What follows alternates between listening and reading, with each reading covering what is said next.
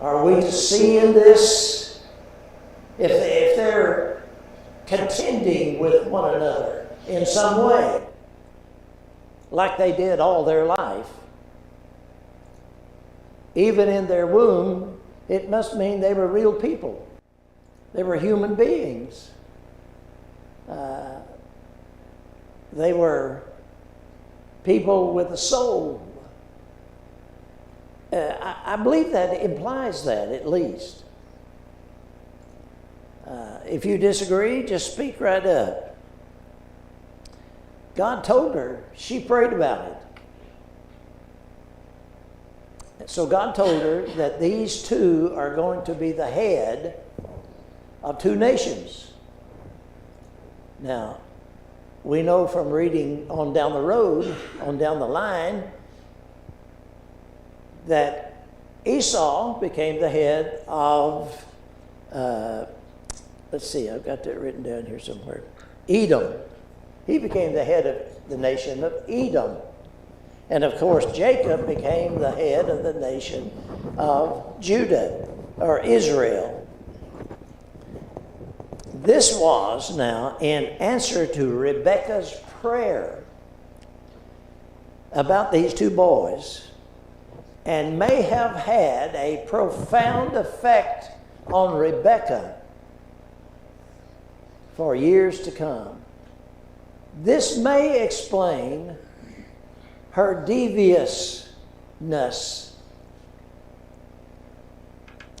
in helping her son Jacob deceive Isaac and give Jacob the blessing instead of Esau, the firstborn. She may have thought, well, God said that, the younger would rule the older, so I got to help. It looks like it's going the other way here. If Esau gets in here and gets blessed, then that can't be. That can't be. So maybe she's not as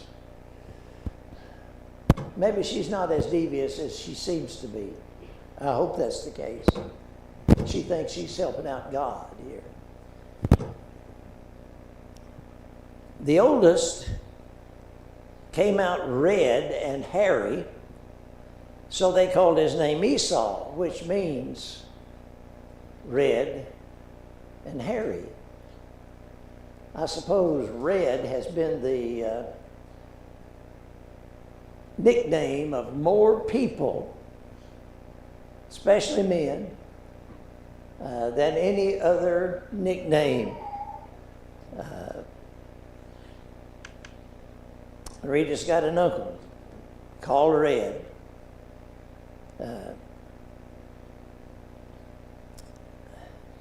The second came out holding to his brother's heel. So they called him Jacob, which means supplanter or deceiver.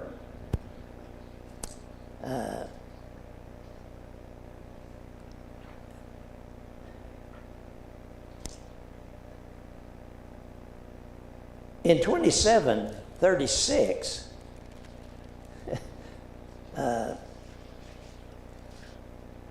Esau, after learning that his father had blessed Jacob instead of him, he said, he is rightly named. He said, I'm not surprised at what he did. He's rightly named Esau, or Jacob, the supplanter. Question: did the fact that Esau and Jacob become the kind of men they became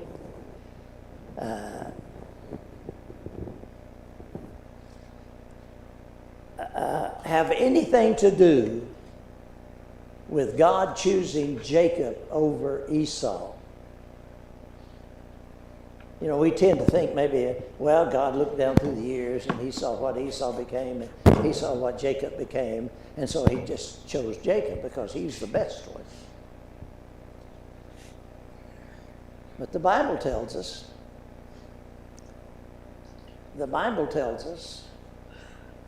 that God made an independent choice.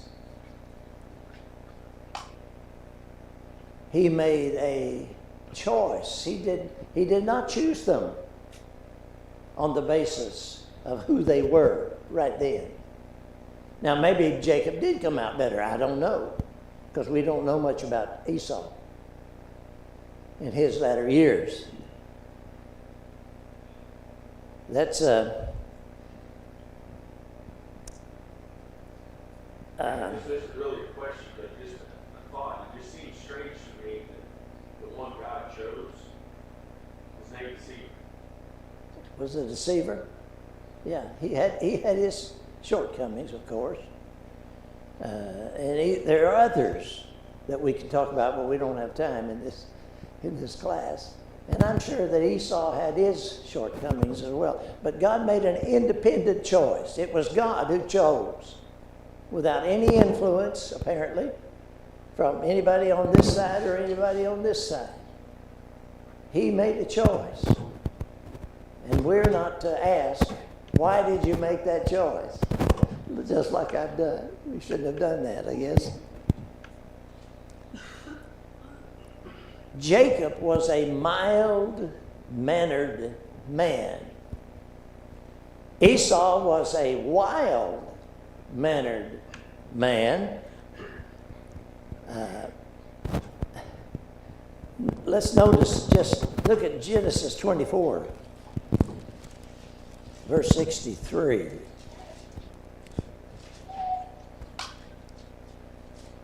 This is about Isaac.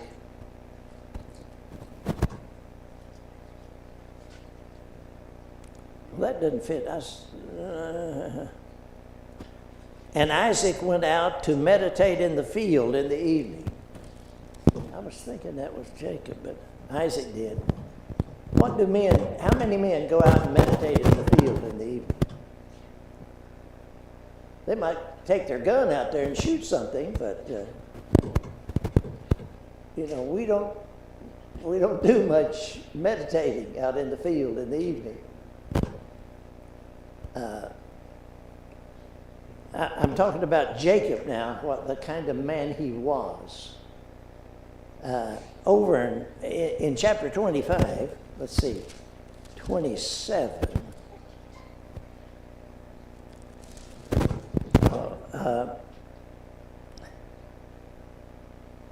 Well, let's move on from that. I'm not doing well. The Bible is a commentary on the Bible. The Bible answers questions about the Bible. If we dig deep enough, if we have a question, and if we dig deep enough into God's Word, we'll probably find the answer there. Last Sunday, we talked about some of these things in Genesis. Genesis chapter 3 tells us the age of Abraham, the age of Adam.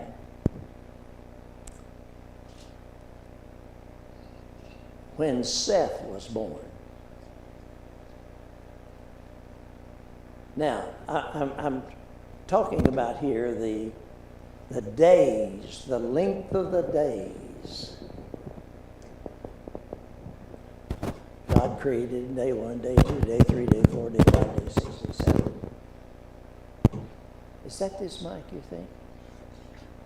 Making that noise? You might take that out of your pocket, Jack. Okay. I'll lay it right. Sorry about that.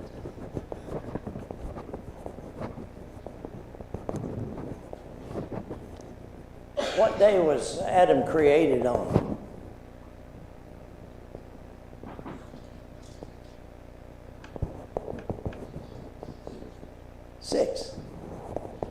So Adam lived part of day 6, right?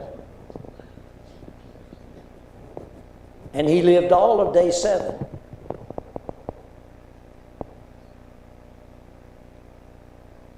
So how old was Adam when his third son was born? Chapter 5, verse 3 says he was 130 years old. That seems to establish the fact that the length of the day in Genesis chapter 1 is just like it is today. Years, a year was a year, a day was a day. Now there may be some answer to that where somebody can claim, well, this is the case, that those were not days, those were long periods of time. I don't know how you would answer that unless those are just like they are today. Anyway, that's the way I look at that.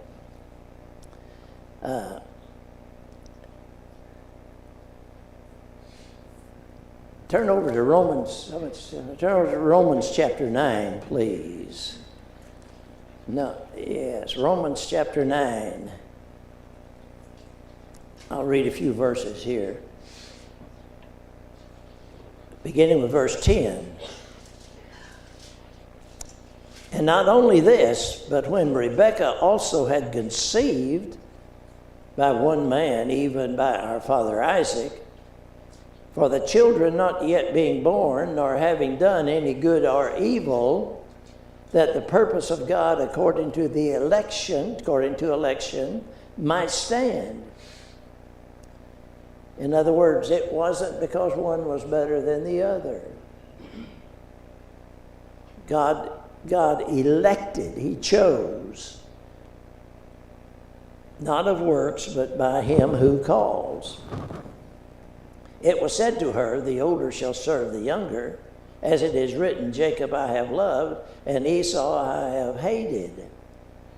And that's the idea here, that love less. Jacob I have loved, Esau I have loved less. Rather than the kind of way we usually use the word hate. What shall we say then? Is God unrighteous? Is there unrighteousness with God? Certainly not. For he said to Moses, I'll have mercy on whom I will have mercy, and I will have compassion on whom I will have compassion. So then, it is not of him who wills, nor of him who runs, but of God who shows mercy. And then he goes on to talk about Pharaoh. He used Pharaoh. In fact, it says of him, for the scripture says to Pharaoh, even for this same purpose I have raised you up, that I might show my power in you, and that my name might be declared in all the earth. And so Paul is explaining God's independence, that God's not influenced by, God can make a decision. That's his decision. And we're not to say, why did you do this? Any thoughts or comments on that? So, what does the class think? What do you think about a parent loving one child over the other?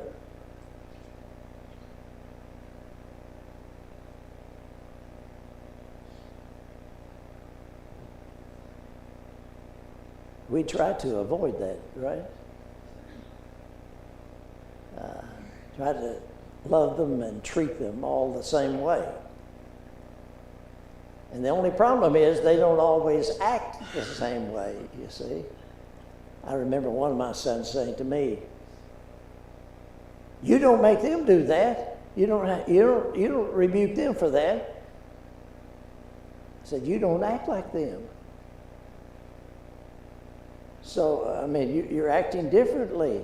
When you start acting the same, everybody will get the same. And by the way, that boy has turned out to be the most loving, helpful son of the three. So just because we struggle with a child, that's not the end of that. That may change.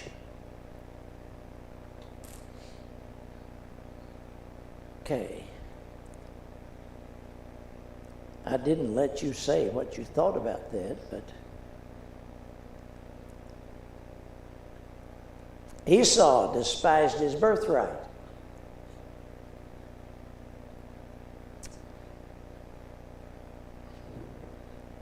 Back in Genesis now.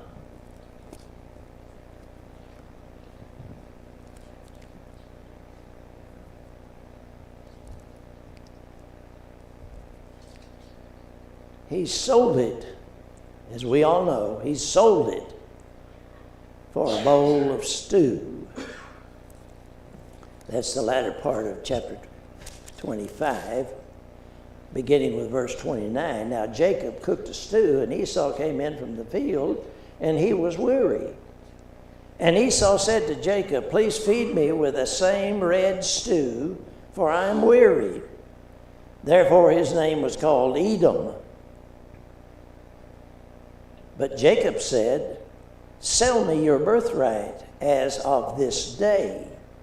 And Esau said, look, I'm about to die. So what profit shall this birthright be to me? And Jacob said, swear to me as of this day. So he swore to him and sold his birthright to Jacob. And Jacob gave Esau bread and stew of lentil. Then he ate and drank and arose and went his way. Thus Esau despised his birthright. Well, the birthright, of course, as we know, was a double portion of the estate given to the oldest son. Now that's not as unfair as it sounds. There were some serious obligations for the oldest son that went along with that. So he was going to have to earn some of that as well. The birthright also involved becoming the patriarch and priest of the family upon the death of the father. Also, in the time of Isaac, there was the far higher dignity of being the chief of the chosen family and heir of the promised blessing. But why did Jacob make such a lousy deal?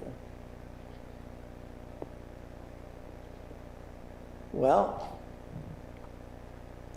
because he was a person who was not in control of his passions.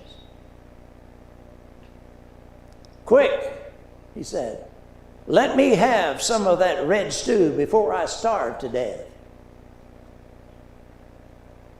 He greatly exaggerated his needs. Second, because he lived only for the moment. He said, what good is a birthright to me? I need some help right now. I'm hungry, and I need some help right now. He sacrificed the future for the present. He sacrificed the moment for eternal. He sacrificed the spirit for the flesh.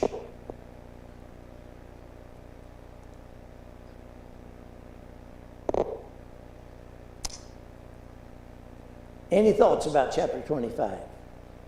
We're going to move to chapter 26 here.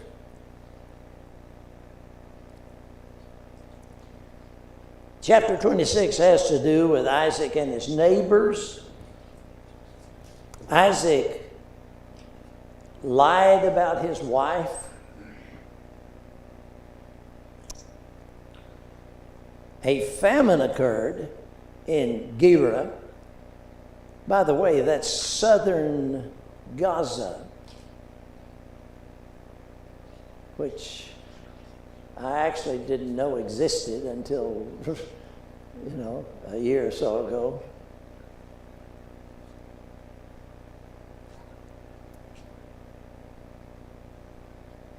He lied about his wife. He said, she's my sister, because he was afraid. He was afraid that they would kill him for his wife.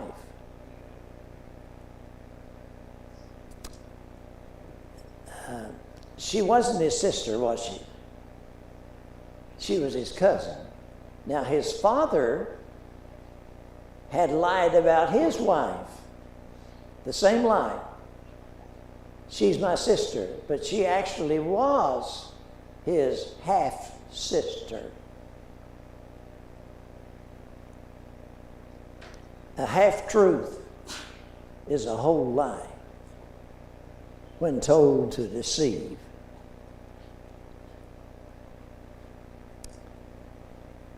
Verse 10 I've got down here to look at. And Abimelech said, Abimelech's the king, "What is this you have done to us? One of the people might soon have lain with your wife, and you would have brought guilt on us." So what was God's law at this particular time? 10 Commandments hadn't been given yet.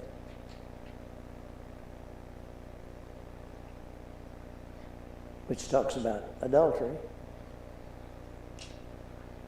Apparently there were laws in those days, and one of them was, do not commit adultery.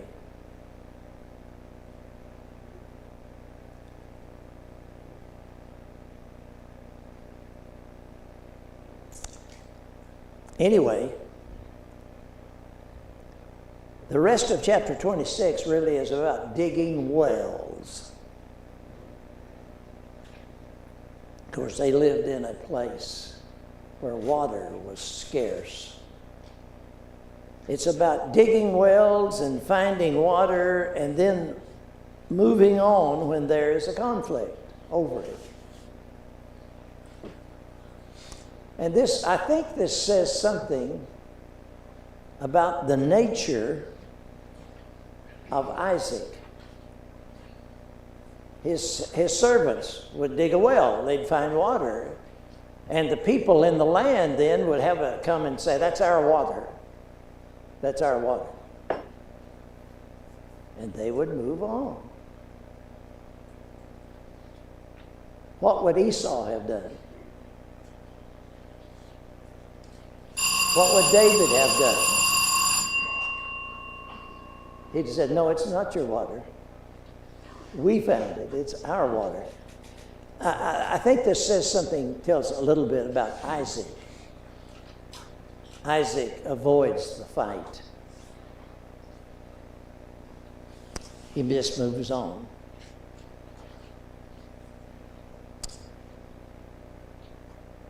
Okay, we'll have a quick look at 27.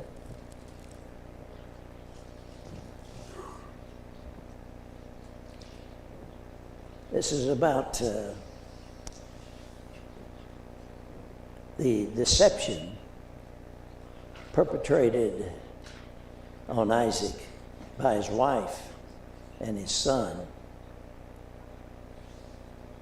Now it came to pass, when Isaac was old and his eyes were so dim that he could not see, that he called Esau, his older son, and said to him, My son. And he answered him, Here I am.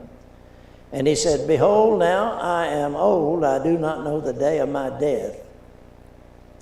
Now therefore please take your weapons, your quiver and your bow, and go out in the field and hunt game for me.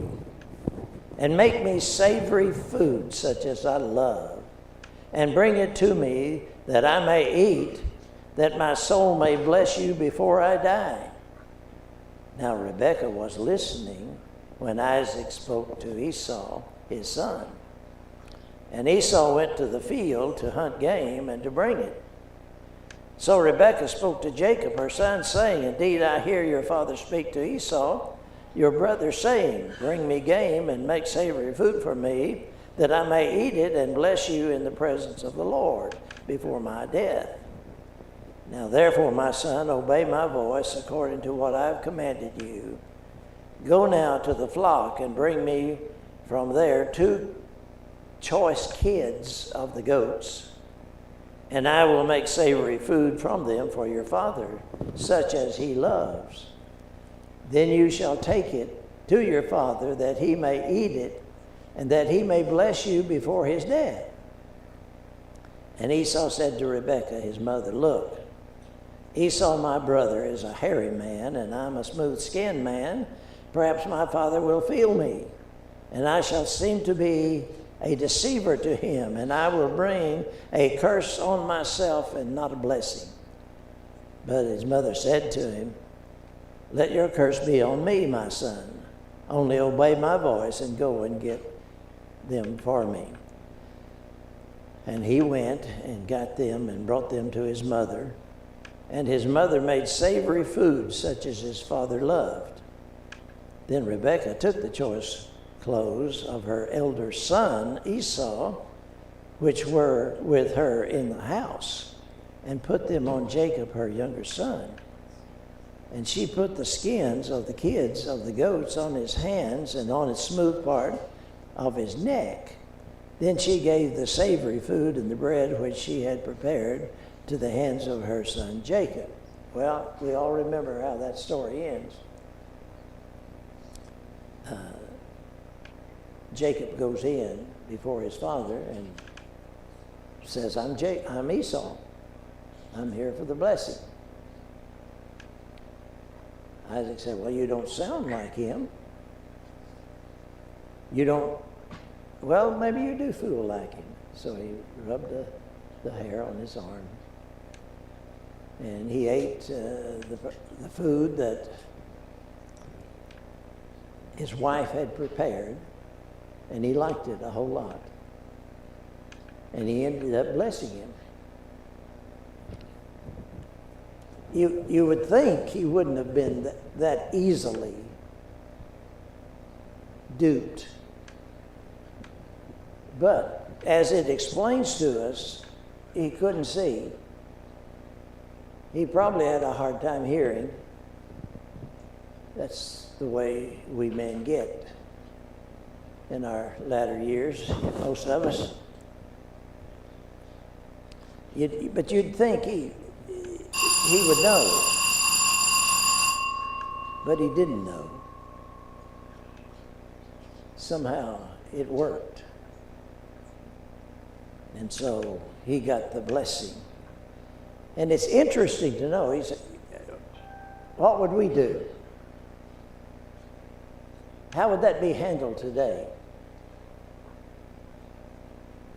Well, there'd be a lawsuit, maybe a death.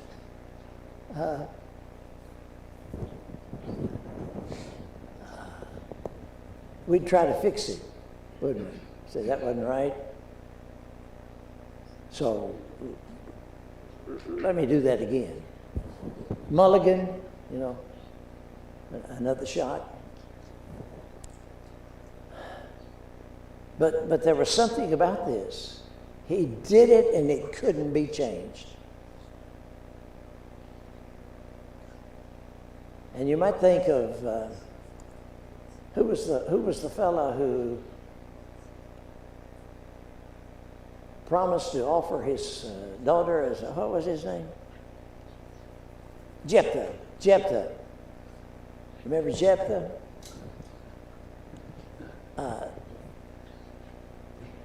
Oaths, promises, your word was, is that the second bell? Was more binding in those days, apparently. Thank you very much for being patient with me. God bless you.